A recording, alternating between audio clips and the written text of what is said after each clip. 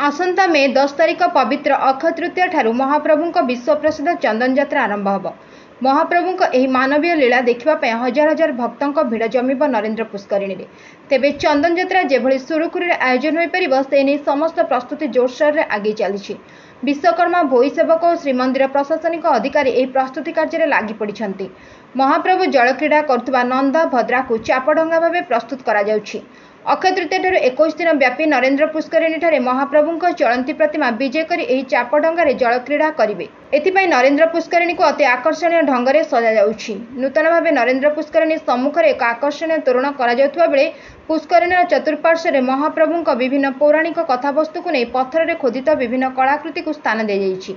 सेहीपरि चित्रकर सेवायत माने मध्य विभिन्न चित्र कार्य लागि पड़िछन्ति। आसंता मे 10 तारिख अक्षय तृतीया विश्व प्रसिद्ध रथयात्रा 3 रथ निर्माण कार्यर अनुकूल होब।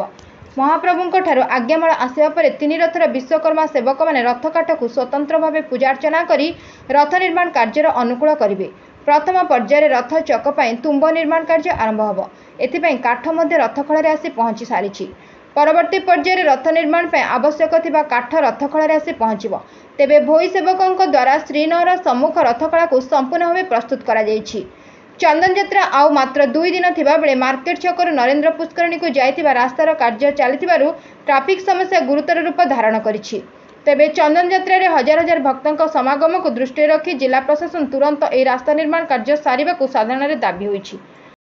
आज मुख्य कार्य आम डंगा पाई पड़ी धारणा बाड़ी आई बर्तमान महाराणा एवं भोई मैंने आज चाप कार्य नियोजित अच्छा 10 जन भोई और 10 जन महाराणा एपटे भी आम भारती कोठा कमारचाड़ी ये भी आम निर्माण करुँ। यही सब कार्य बर्तमान सुधा चली आज पूरा मेन चाप काम आज आरंभ है। या 4 दिन अक्षय तृतीया सुधा शेष होपर रथ चाली शेष पर्यायर पहुँची सारी आ कमारचाड़ी भारती कोठा ये कम चली।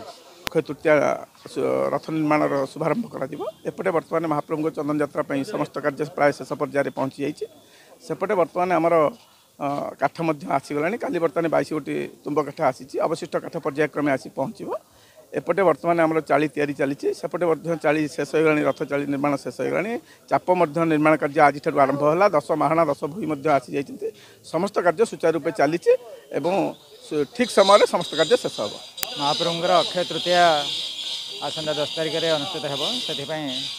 चंदन यात्रा अनुकूल से दिन चंदन यात्रा बाहर चंदन यात्रा आरंभ हो। से महाप्रभु चंदन चकड़ा को चंदन मंडप को विजय करेंगे। से समस्त प्रस्तुति चकड़ा और मंडप प्रस्तुति हो।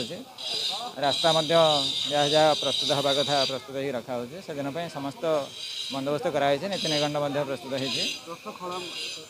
रथ खड़ा प्रस्तुति चली। से दिन रथ अनुकूल रथ निर्माण अनुकूल हम से समस्त प्रस्तुति। Bureau report 51 news agency.